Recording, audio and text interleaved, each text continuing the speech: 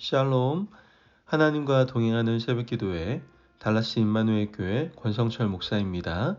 오늘도 하나님과 동행하며 풍성함을 누리시는 저와 여러분 되시길 주님의 이름으로 축복합니다.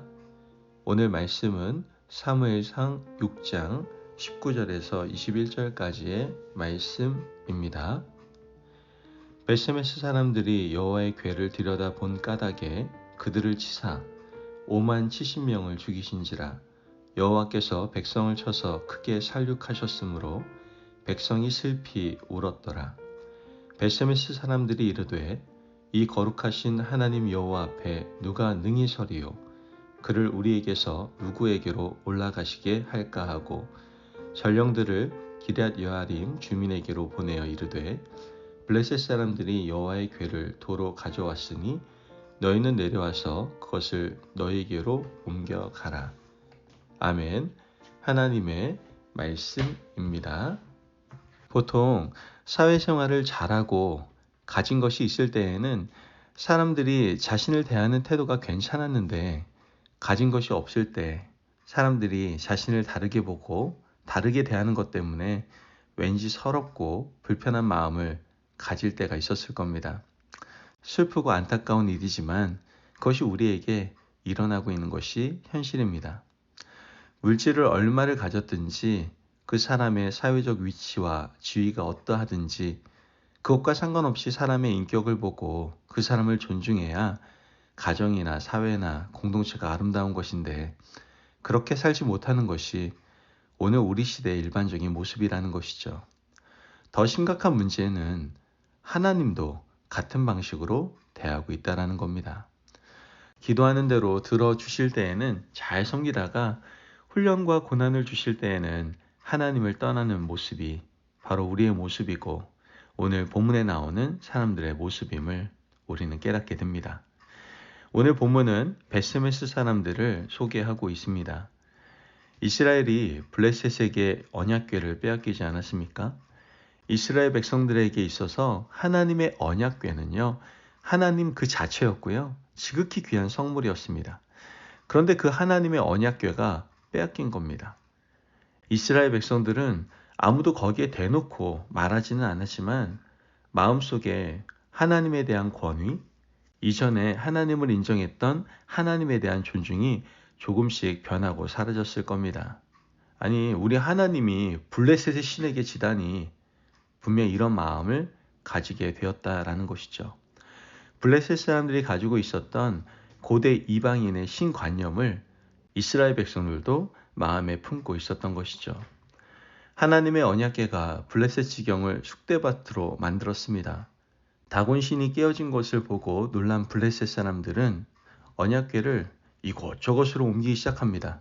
그런데 옮기는 곳마다 독종이 나고 종기가 나게 해서 블레셋 사람들은 하나님의 언약궤를 이대로 두었다가는 우리가 멸절당할지도 모르겠다라는 생각을 갖게 됩니다. 그래서 함께 모여서 대책을 세우게 되죠.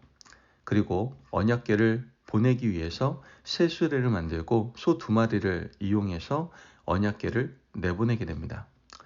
원래 하나님의 율법에 보면 하나님의 궤는 수레에 태우지 못하도록 되어 있습니다.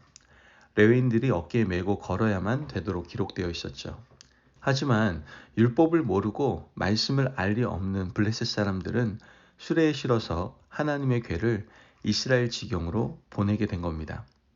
벳세메스로 2마리 소가 이끄는 수레가 도착을 하게 됩니다. 벳세메스 사람들이 하나님의 궤를 어떻게 대하고 있습니까?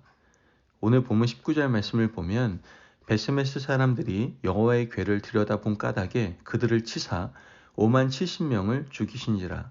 여호와께서 백성을 쳐서 크게 살육하셨으므로 백성이 슬피 울었더라. 말씀을 보면 5만 70명을 죽이셨다라고 얘기합니다.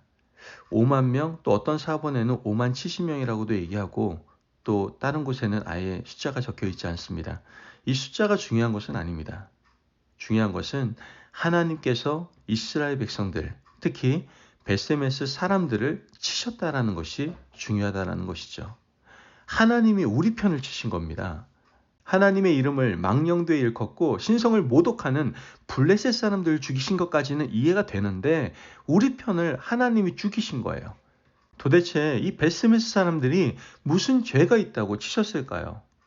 율법을 보면 그들이 어떤 죄인지 알 수 있습니다. 민수기 4장 20절 말씀을 보면 그들은 잠시라도 들어가서 성소를 보지 말라. 그들이 죽으리라. 성소 안에 하나님의 언약궤가 있었습니다. 성소를 자기 임의대로 보는 날에는 하나님이 그들을 죽이시겠다라고 경고를 하셨죠. 성소와 지성소는 일반인들에게는 금지된 장소였습니다.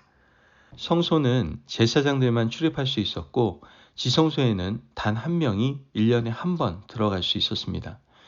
대제사장이 대속죄일에 단 한 번 들어갈 수 있는 곳이 지성소였습니다. 그것도 대제사장이 죄가 없어야만 들어갈 수 있는 곳이 바로 지성소였습니다.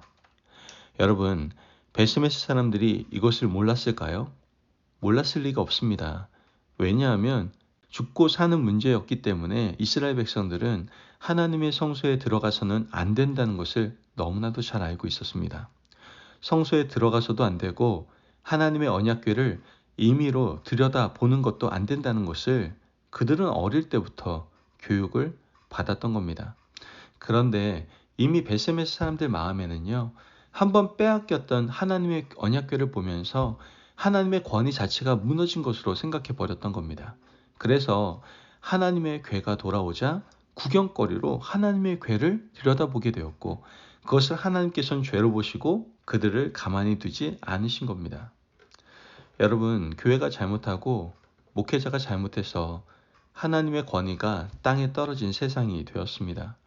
사람은 실패하고 교회는 잘못할 수 있지만 하나님은 여전히 살아 계십니다.